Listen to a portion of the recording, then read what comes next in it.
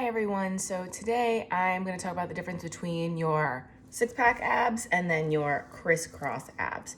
So whenever we work abs, we want to make sure that we are working both, but that we're not letting our six-pack take over because it's a stronger muscle and it will want to do that, versus like our natural kind of waistline snatch point of that transverse abdominis. That's that crisscross core.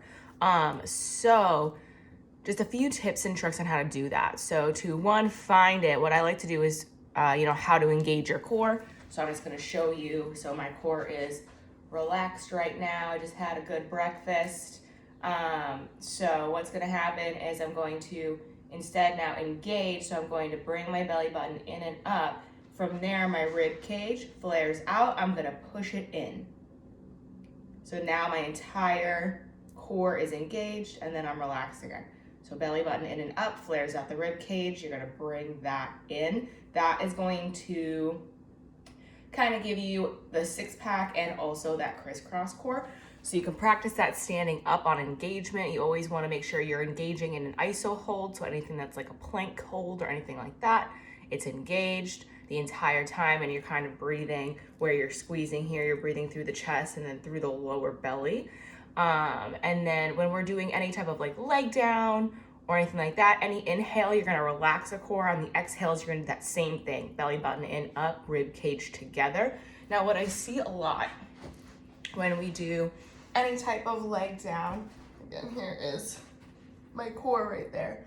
So any type of leg down that I find that we do, as soon as you come up to that C shape, your core will engage and you can feel that right above your belly button. Your core will engage. That's your six pack immediately engaging. However, what I see a lot is when people come up, they push their belly button up instead of bringing it in. So that difference, pushing up, I'm using my six pack. I'm not really engaging my core at all, but I'm engaging this part versus that full crunch where now I'm in, I'm contracting, belly button's in and up, I'm contracting my rib cage together. The same thing goes for if you're doing any type of leg down. Again, if I'm inhaling, you can see my core raise, I'm exhaling to pull it up and my core is coming down and in. That is what we want when we talk about core engagement. So if you're always like, I never feel anything in my core, more than likely you're not thinking about that muscle engagement. So you need to make that brain body connection. I see it a lot also with glute engagement. People a lot of the times like to use their quads and their hamstrings. And they're like, why am I feeling it there and not in my glutes? It's just because that brain connection to your glute or to your core is just not strong enough yet.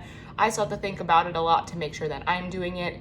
Exercise and muscle memory does happen over time. It does take a long time, but you may have to still think, squeeze left butt cheek or, in a engage rib cage, those types of things. So that is kind of the difference between your six pack that's going to stick up if you do any core because it's the stronger muscle, versus your crisscross core, which is your transverse abdominis, which is what we want to overall work to strengthen up our core, to strengthen up our back, all of that good stuff. So all of that will also help with any low back pain as well. So that's also fun. So you can practice standing up, laying down, simple exercises. You don't want to go crazy on anything, but that is how you do that.